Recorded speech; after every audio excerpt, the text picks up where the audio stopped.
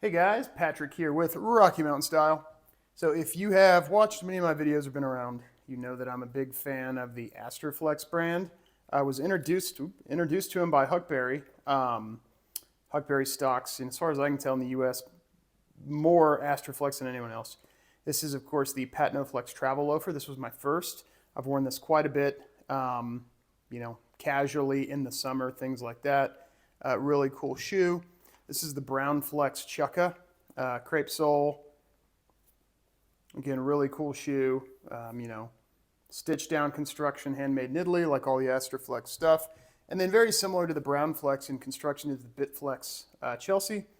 I've worn this a good amount of times lately.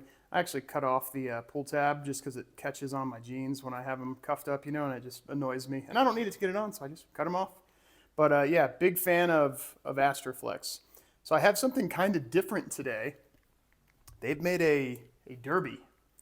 I didn't know about it until I got an email from Huckberry showing off the derby, and so I sent him an email. I've been slowing down channel stuff, been really busy lately, but I said, hey, I've got to get a pair of those, do an unboxing, and sort of show you guys all that there is to know about them. So here they are.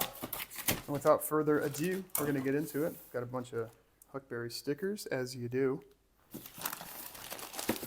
All right.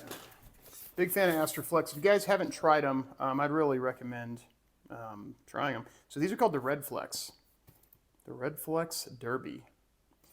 So these are, at least what I can tell from the pictures, a little more constructed in a traditional method, meaning they don't have like, stitch down, or they don't, they might have stitch down, but they don't have like a crepe sole. They're not super flexible. They should be closer to a normal shoe. So you've got some literature there, and then here they are. Yeah, you can see they've got, a normal rubber sole, and then, yeah, they are, welted instead of stitched down. You can see there you've got the rubber outsole, you've got right here the leather midsole, and then the welt, and then the stitch through that binds everything together. Looks like similar interior to the rest. This is the same insole you get with all of them, which I find very comfortable. Yeah, just a sort of a medium brown, kind of a very plain derby. Nothing offensive about it. Just a nice plain derby. There's the top-down view, sort of a normal silhouette. Looks about like a wide to medium wide toe box. There's the heel stack there. Again, rubber. Then you've got some leather there in the heel stack. Another bit of rubber, which is the front part here of the outsole. Welt all the way around. 360, and it's turned up a little bit. I'm not sure if they classify it as a storm welt, but you can see, how it pops up there. So it's kind of storm welty. And there's the join there. I always like to show the join. Different companies have different tolerances, and they're usually on the inside like this, inside near the back of the arch where you don't see them as much. So that one's, it doesn't bother me, just for the record. That one's a little sloppier than you'll see with most, but that's not going to affect the quality or the longevity of the shoe, really. But yeah, so there's that one. That's the right shoe. I don't see any issues. I'm looking in person here to see if there's sort of any discolorations or anything. Leather looks nice. Smells nice. Not a super strong leather smell, but definitely smells like leather. Oh, it's got Astorflex here on the tongue. And it looks like we've got 4 eyelets and round. I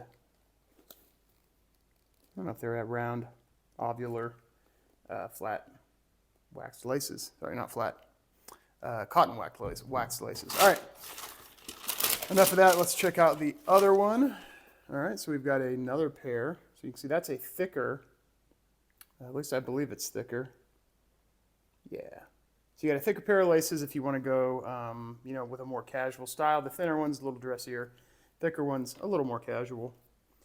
So there we go there. A little bit of sort of, loosish grain there. Doesn't really bother me. Shoes like this that are, I'm not going to be wearing these with a suit. I'm going to be wearing these with, chinos, denim, things like that. Yeah, the welt there is pretty sloppy. Yeah, that's really something that they should work on, I think, because that's definitely going to bother some people. I mean, this one bothers me a little bit, but I guess they're really all about comfort.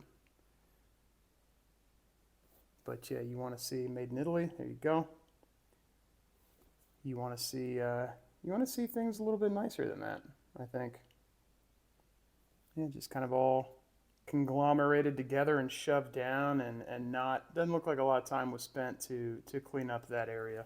So, but that's it for the unboxing. I'm going to try them on and shoot a little video and let you know how they feel, because comfort really is why I like these shoes, not necessarily the build quality.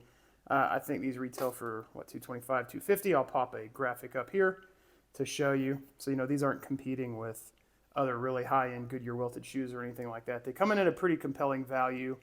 So if you can overlook, you know, that kind of stuff, and if they're really comfortable, then that should be really what you're looking for. So, all right, enough talking from me. The next thing you'll see is me trying them on.